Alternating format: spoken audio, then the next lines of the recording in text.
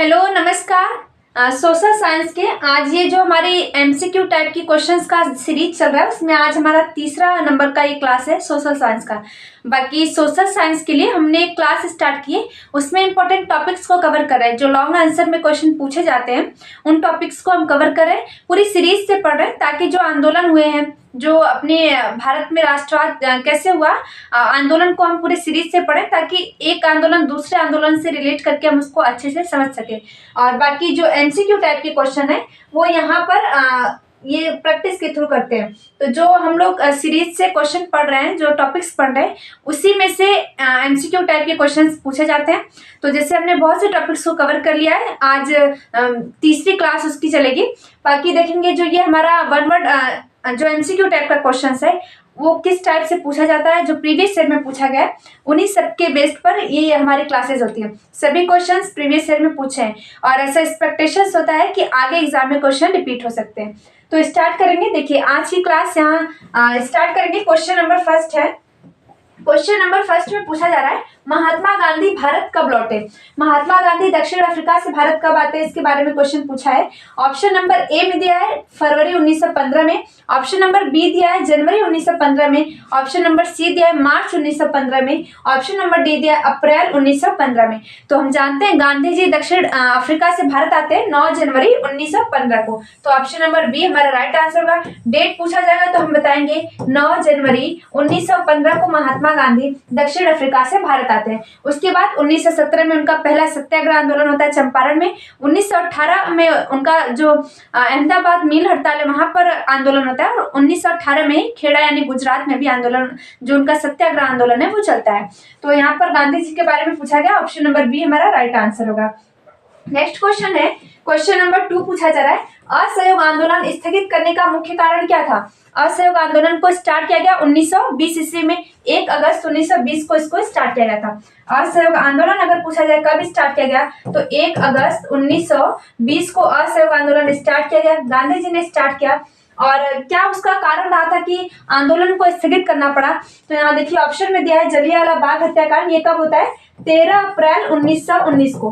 13 अप्रैल 1919 को पंजाब के अमृतसर में जलियांवाला बाग हत्याकांड होता है। रॉलेट एक्ट कब आता है 1919 में। अंग्रेजों द्वारा बनाया गया ऐसा कानून है जिसमें भारतीय लीडर्स को, जो भारतीय आंदोलनकारी थे, उनको शक के आधार पर अंग्रेज गिरफ्तार करते थे। खिलाफत आंदोलन 1919 का है, जब ऑटोमन साम्राज्य यानी आज का जो तुर्की का इलाका है वहां पर खलीफा के पद को समाप्त करना चाहते थे। तो उसके लिए जो आंदोलन हुआ था खिलाफत आंदोलन 1919 का है। और खिलाफत कमेटी के अध्यक्ष पूछा जाए कौन थे तो महात्मा गांधी खिलाफत कमेटी के अध्यक्ष थे। बाकी ऑप्शन नंबर डी हमारा राइट आंसर होगा। चौरी चौरा की जो घटना हुई थी 5 फरवरी 1922 को, ये हुई थी 5 फरवरी 1922 को। यूपी में गोरखपुर नामक जगह है, वहां पर ये घटना होती है। इसमें लोगों ने, जनता जो होती है वो पुलिस चौकी में आग लगा देती है, जिससे 23 पुलिस कर्मियों की हत्या होती है, यानी वो जिंदा जलकर मर जाते हैं। 22 पुलिस कर्मी होते हैं, एक थानेदार होता है। तो उनकी मृत्यु की वजह से गांधी जी ने बोला कि ये हिंसा हो रही है और असहयोग जो आंदोलन था उसको वापस लेने का निर्णय लेते हैं। नेक्स्ट क्वेश्चन देखेंगे। क्वेश्चन नंबर 3 है आर्थिक महामंदी का प्रथम कारण क्या था। आर्थिक महामंदी जब हुई थी उसका प्रथम कारण क्या था।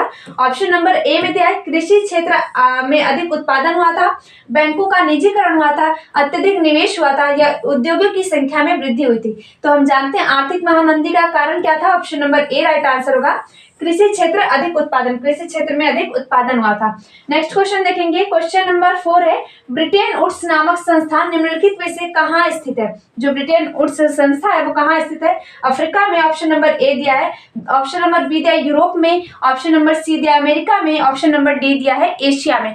तो ब्रिटेन वुड्स संस्था कहाँ पर स्थित है, अमेरिका में स्थित है। ऑप्शन नंबर सी हमारा राइट आंसर होगा। नेक्स्ट क्वेश्चन देखेंगे। क्वेश्चन नंबर 5 देखेंगे। देखिए क्वेश्चन नंबर 5 में पूछा जा रहा है सर्वप्रथम 16वीं सदी प्रिंटिंग प्रेस भारत के किस राज्य में आया। जो प्रिंटिंग प्रेस है सबसे पहले भारत में किस राज्य में आया था। ऑप्शन नंबर ए दिया है गोवा में, ऑप्शन नंबर बी दिया है तमिलनाडु में, ऑप्शन नंबर सी दिया है केरल में, ऑप्शन नंबर डी दिया है उत्तर प्रदेश में। तो सबसे पहले प्रिंटिंग प्रेस भारत में कब आता है और कहाँ पर आता है तो गोवा में आता है। ऑप्शन नंबर ए हमारा राइट आंसर होगा। और ये कब आता है ये जो 1556 में ये पुर्तगालियों के द्वारा भारत में मनाया जाता है और सबसे पहले कहाँ आया था, गोवा में आया था। ऑप्शन नंबर ए हमारा राइट आंसर होगा। नेक्स्ट क्वेश्चन है क्वेश्चन नंबर 6, हिंदी के अतिरिक्त संविधान में कितनी अन्य भाषाओं का उल्लेख है। ये सभी क्वेश्चंस प्रीवियस ईयर में पूछे हुए हैं, तो ये क्वेश्चंस हमें बताना है। हिंदी के अतिरिक्त हम जानते हैं हिंदी जो हमारी भाषा है उसको संविधान में शामिल किया गया है, और भाषा के लिए कौन सी अनुसूचियां हैं, किस अनुसूची में भाषाओं का उल्लेख है। तो अनुसूची नंबर 8 में अगर हमसे क्वेश्चन पूछा जाए कौन सी अनुसूची में भाषाओं का उल्लेख किया गया है, तो अनुसूची नंबर 8 में 22 भाषाओं का उल्लेख किया गया है। और हिंदी को छोड़ करके पूछ रहा है हिंदी के अतिरिक्त, तो 21 भाषाएं हैं, क्योंकि टोटल 22 भाषा उसमें शामिल की गई। हिंदी भी 8वीं अनुसूची में शामिल है, तो अगर हिंदी के अतिरिक्त पूछा जाए तो हम बताएंगे 21 भाषा। ऑप्शन नंबर बी हमारा राइट आंसर होगा। नेक्स्ट क्वेश्चन देखेंगे, क्वेश्चन नंबर 7 है, निम्नलिखित देशों में कहाँ संघात्मक शासन नहीं है। संघात्मक यानी फेडरल सिस्टम कहाँ पर नहीं है। फेडरल सिस्टम में क्या होता है, जो शक्तियां होती है वो केंद्र और राज्य सरकारों के मध्य होती है। तो फेडरल सिस्टम कहाँ पर नहीं है। ऑप्शन नंबर ए में दिया है भारत में, ऑप्शन नंबर बी में दिया है श्रीलंका में, ऑप्शन नंबर सी में दिया है संयुक्त राज्य अमेरिका में, ऑप्शन नंबर डी दिया है बेल्जियम में। तो जो फेडरल सिस्टम है, संघात्मक शासन व्यवस्था, वो श्रीलंका में भी है, संयुक्त राज्य अमेरिका में भी है और बेल्जियम में है। लेकिन भारत में संघात्मक शासन व्यवस्था नहीं है, अर्ध संघात्मक शासन व्यवस्था है। अर्ध संघात्मक शासन व्यवस्था है भारत में। ऑप्शन नंबर ए हमारा राइट आंसर होगा। नेक्स्ट क्वेश्चन है क्वेश्चन नंबर 8, जून 1992 में प्रथम अंतर्राष्ट्रीय पृथ्वी सम्मेलन किस शहर में हुआ था। पहला पृथ्वी सम्मेलन कब हुआ, 1992। ये क्वेश्चन अगर पूछा जाए कि पहला पृथ्वी सम्मेलन कहाँ पर हुआ और कब हुआ, तो हम बताएंगे पहला पृथ्वी सम्मेलन 1992 में हुआ था। अगर पूछा जाए किस देश में हुआ था, तो देश का नाम है ब्राजील, और किस शहर का नाम है, तो रियो डी जेनेरियो। ब्राजील के रियो डी जेनेरियो नामक शहर में सबसे पहला अंतर्राष्ट्रीय पृथ्वी सम्मेलन 1992 में हुआ। तो ऑप्शन नंबर डी हमारा राइट आंसर होगा।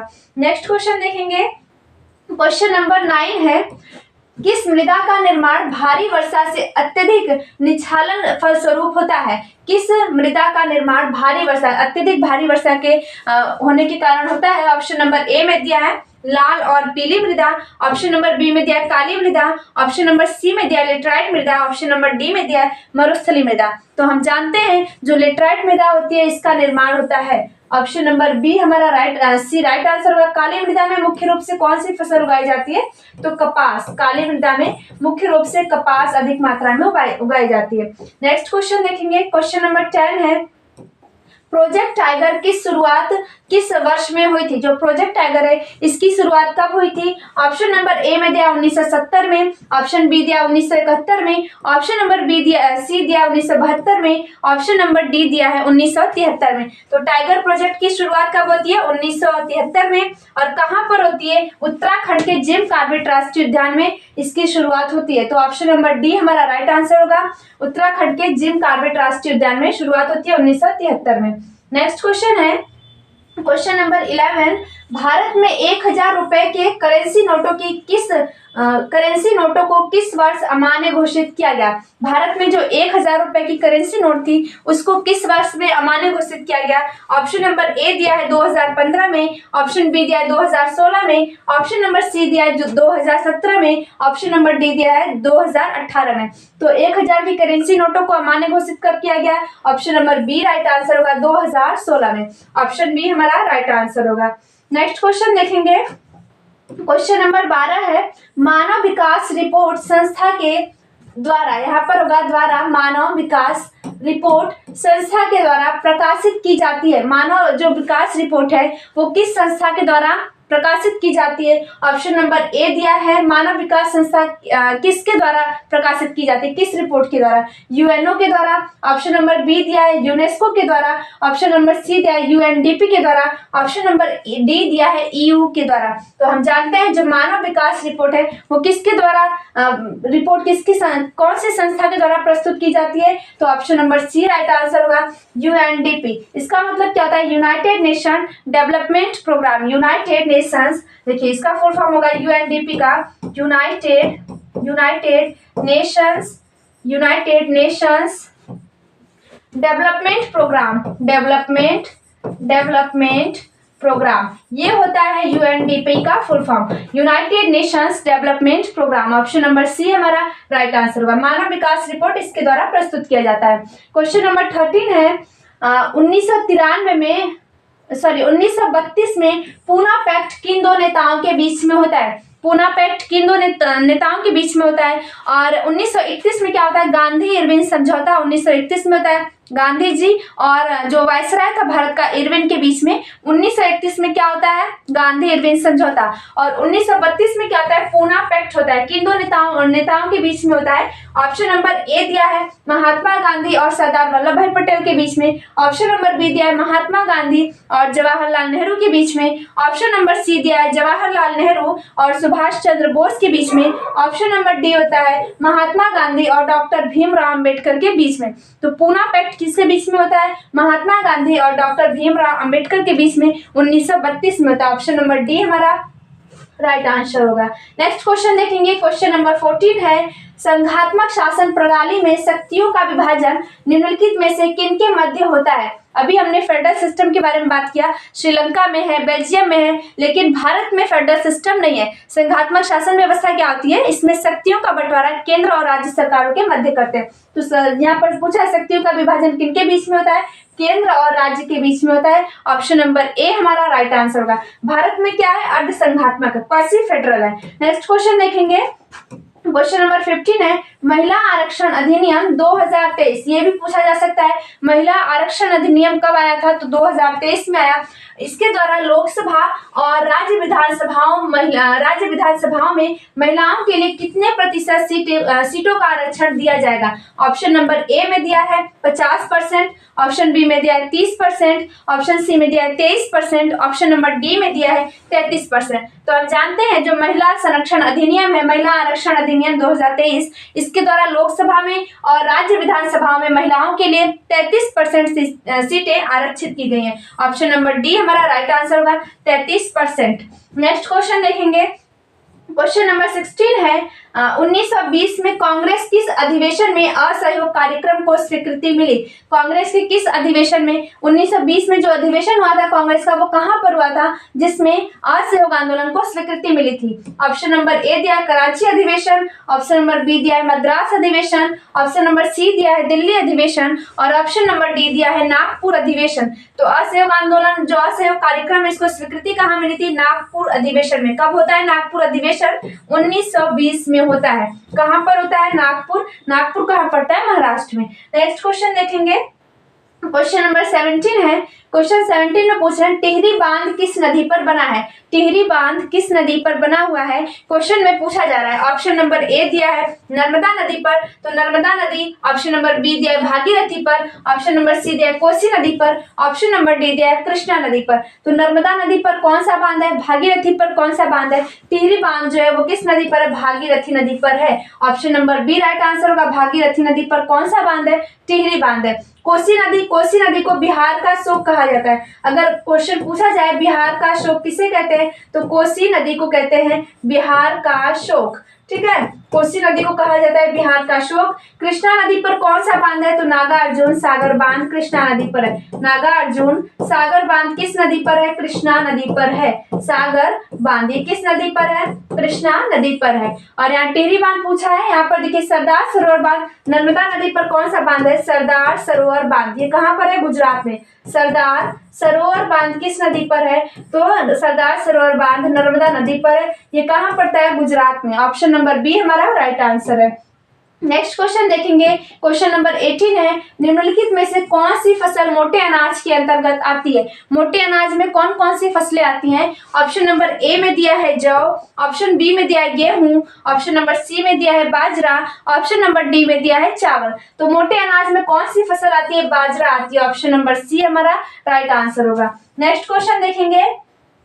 क्वेश्चन नंबर 19 है सूचना पाने का अधिकार आरटीआई राइट टू इंफॉर्मेशन कब लागू हुआ? सूचना पाने का अधिकार ये हमारा मौलिक अधिकार ये कब लागू हुआ था? Right to information option number A में दिया है 1991 में, ऑप्शन नंबर बी में दिया है 2001 में, ऑप्शन नंबर सी में दिया है 2005 में, ऑप्शन नंबर डी में दिया है 1998। तो आरटीआई राइट टू इंफॉर्मेशन का अधिकार ये हमारा मौलिक अधिकार है, ये कब लागू हुआ था? 2005 में। ऑप्शन नंबर सी हमारा राइट आंसर होगा। अगर पूछा जाए मौलिक अधिकारों की संख्या कितनी है, फंडामेंटल राइट्स कितने हैं, तो हम बताएंगे 6 है। मूल संविधान में 7 फंडामेंटल राइट थे। संविधान संशोधन करके जो संपत्ति का अधिकार है उसको अब कानूनी अधिकार बना दिया गया। तो अब टोटल कितने मूल अधिकार है, तो ऑप्शन बताएंगे 6। अगर पूछा जाए मौलिक कर्तव्य फंडामेंटल ड्यूटीज कितने हैं, तो हम बताएंगे 11। हमारे फंडामेंटल ड्यूटीज कितने हैं? 11। यहाँ पर right to information option number 2005 का ऑप्शन नंबर सी हमारा सही हो जाएगा। नेक्स्ट क्वेश्चन है, ये हमारा लास्ट क्वेश्चन है, क्वेश्चन नंबर 20। निम्नलिखित में से कौन ऊर्जा स्रोत गैर परंपरागत है?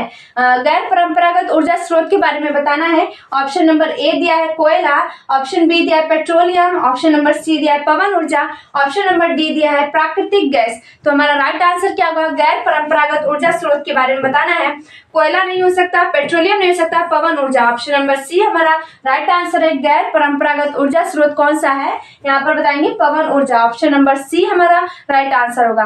तो हमने यहाँ पर आज 20 क्वेश्चंस को देखा। ये सभी क्वेश्चंस एग्जाम में पूछे हुए हैं। सभी क्वेश्चंस प्रीवियस ईयर के किसी न किसी सेट में, किसी न किसी सन में पूछा हुआ क्वेश्चंस है। तो उम्मीद करती हूँ आपका रिवीजन इसके थ्रू अच्छा से हो रहा होगा, आपका रिवीजन अच्छे से हो रहा होगा।